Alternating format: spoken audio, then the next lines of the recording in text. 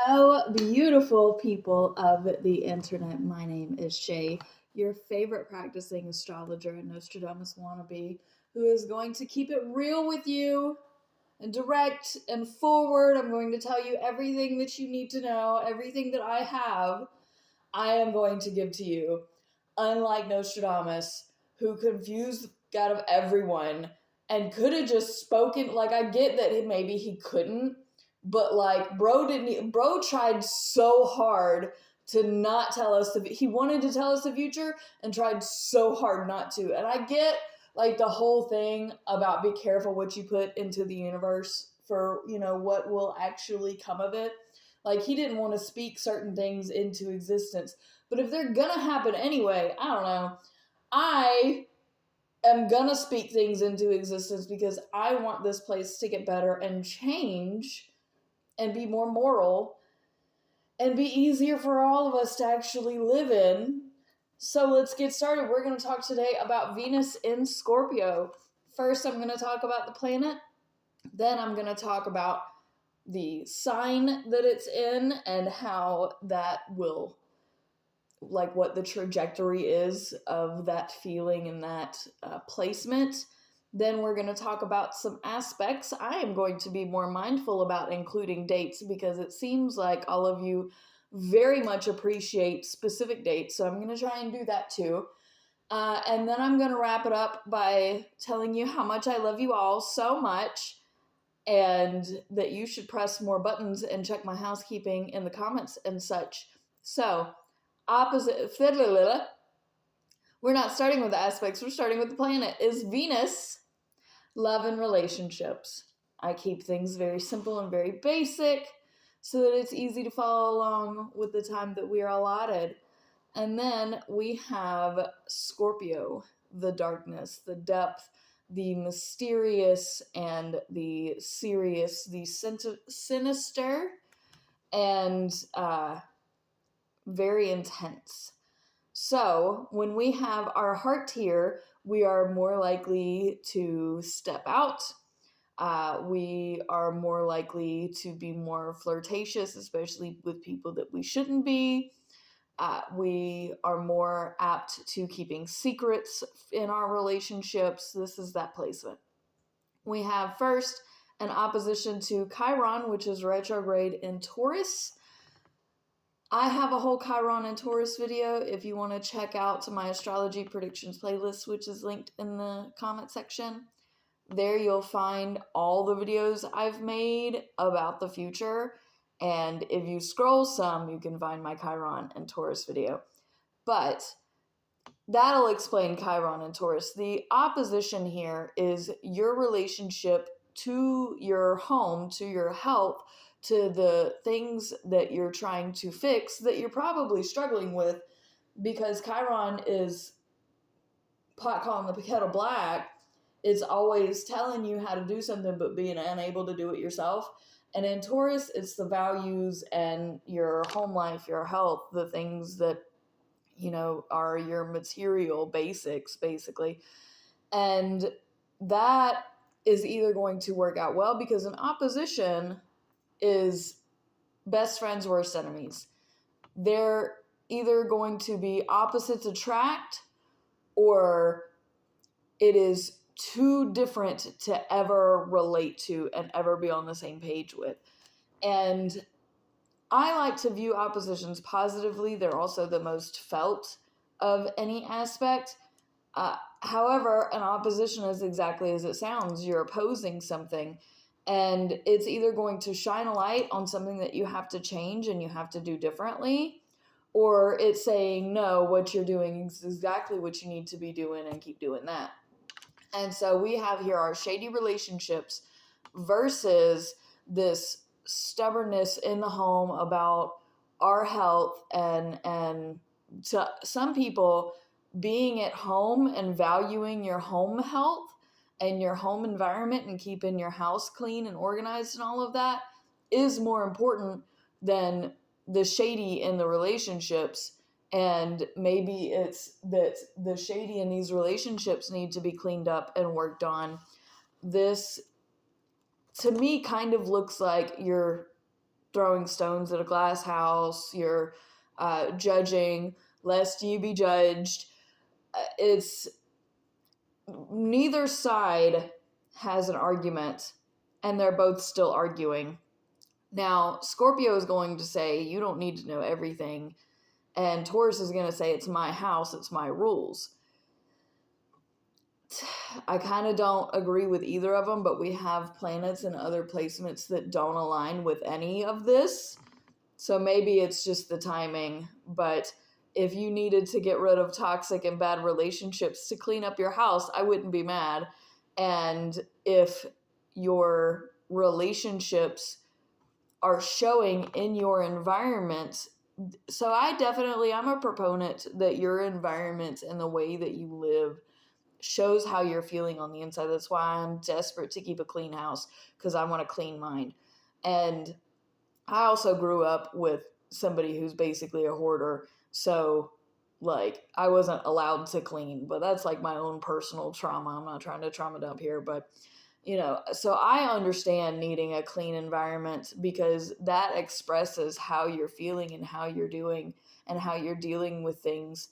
And if the person that you're with is keeping your environment disgusting, or if you are not being cleanly at all and you're the disgusting one and somebody else is begging you, help me clean up here, and you're just like, I can't do it, I don't have it, I don't care. Some relationships are meant to fail, I'll put it that way. And if you step out, I would also understand. But I'm the type of person, if I'm going to cheat on you, I'm going to tell you that I'm going to cheat on you, and then I'm going to go do it, because I'm not about sketchy shady. Like, I understand sometimes you need variety and something different. What I don't understand is lying about it, because the truth shall set you free. I am the type, I don't care. I'm honest. I'm trying to get to the other side to never have to do existence again. So I'm like, look, this is exactly what it is. Like, I needed me some, I'm going to go get some. You couldn't help me, so I'm out. But that's just me. Like, I get not everybody can do that. I get, that there's like connotations and stuff behind it, loyalty and all of that. Like, I get it. And if you're with somebody who demands loyalty and you don't want to be loyal, then you don't need to be with them. You're wasting their time. Like, say thank you for your time and move on and go find somebody else's time. But I am getting so off track here. So the next alignment that we have is an opposition to Saturn, which is also retrograde in Taurus at 5 degrees. So Saturn in Taurus is much better than Saturn in Aries. I still don't like it because it can be so intensely stubborn and fixed in its ways. Like, I'm right, you can't prove me wrong. And even if you do prove me wrong, I'm still right. I'm still the loudest voice in the room. You can't say nothing. And this is where we stand, and this is my house. Again, we're coming back to home and values. And I've done a Saturn and Taurus video. So this is opposing the darkness in your relationships and the demons that are in your relationships and the death of your relationships, because Scorpio is ruled by Pluto, which is death, sex, reincarnation. So there is an element of that here that is a transformation in your relationships. And you may need to let the Taurus or Earth person think they're right here. Just so that you can avoid some conflict, you may need to let them. And I know Scorpio is like, bet I can be quiet. I can, just let them hang themselves, as my Scorpio ex used to say. So give them enough rope to hang themselves. And in doing this, you can separate from that, and you can step back and be like, you know what, you're right, so I'm going to go away now. Or, you're right, I'm so sorry, let me help you. And Scorpio is going to have an ulterior motive here.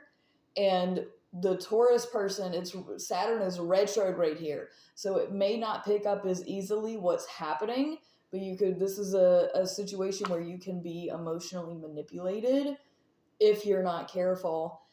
all the same, I like to view oppositions positively. So here it could be that, these very intense sexual natures in your relationship feel right, and you're going to be having more fun at home during this time.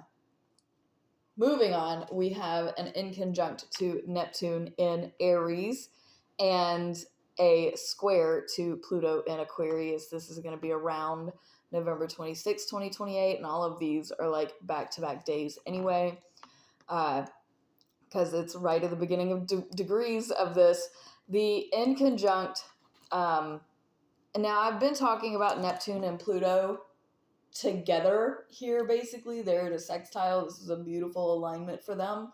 It's the transformation of the larger society on a very spiritual, instinctual level. So I've been talking about that throughout my video, so I'm not going to really address it here again.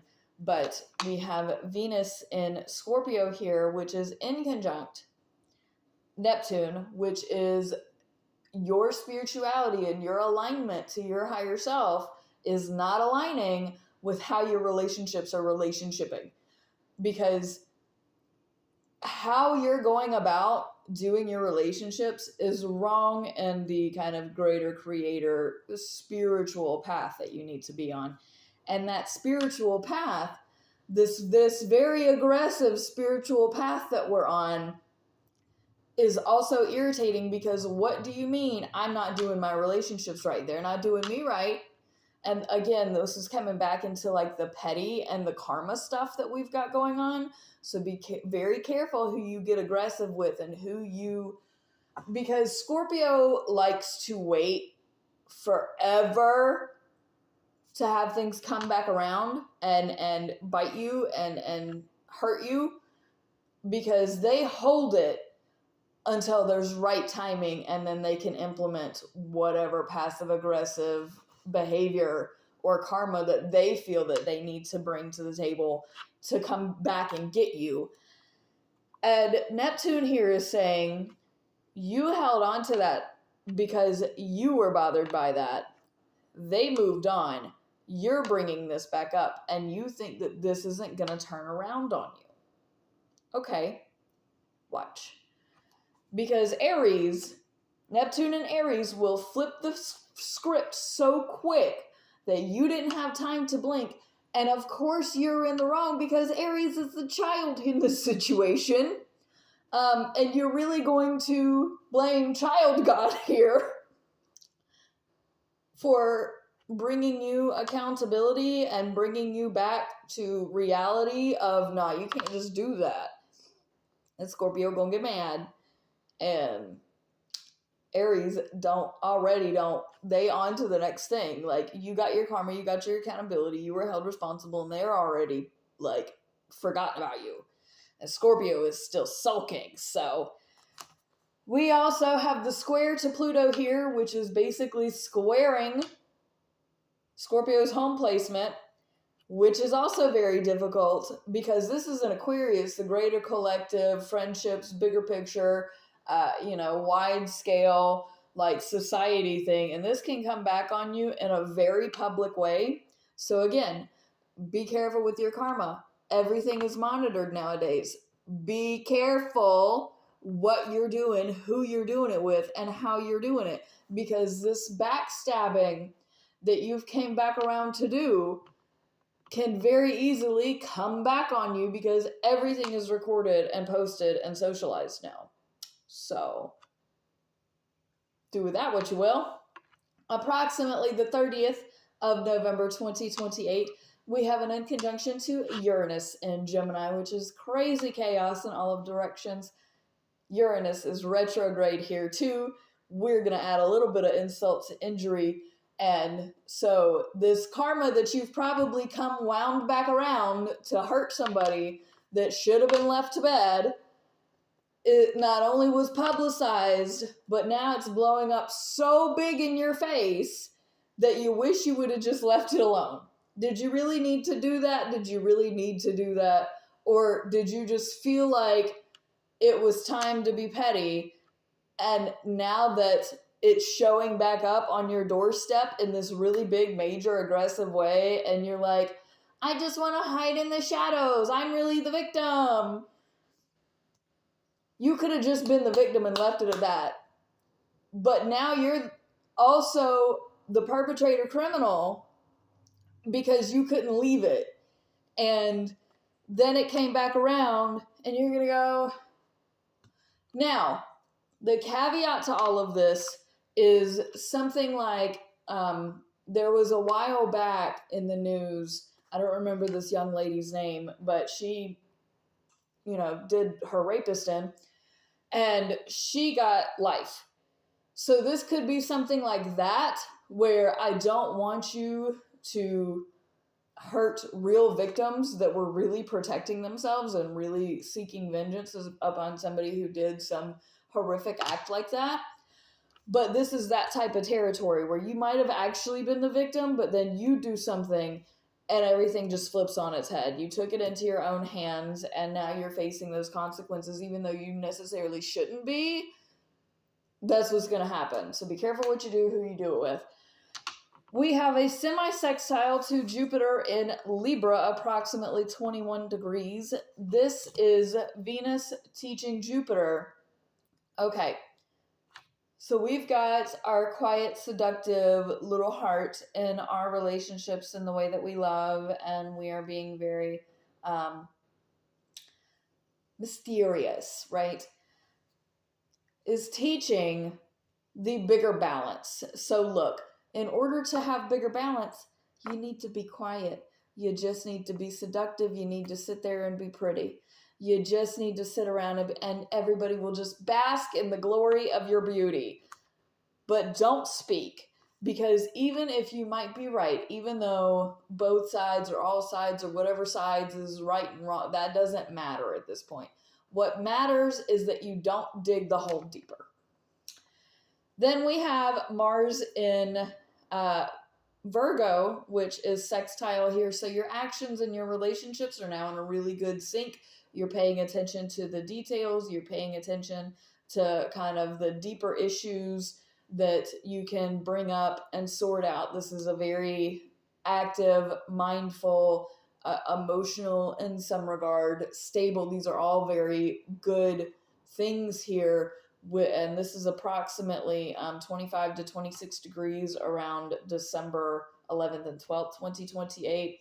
So this may be kind of last minute Christmas shopping, gift wrapping, because I know this is kind of holiday season time, but this is really good to organize those details in your relationships here. Then Venus moves into Sagittarius approximately December 15th, 2028. Thank you so much for watching, fam. Peace out. Much love. Press the buttons. Thank you.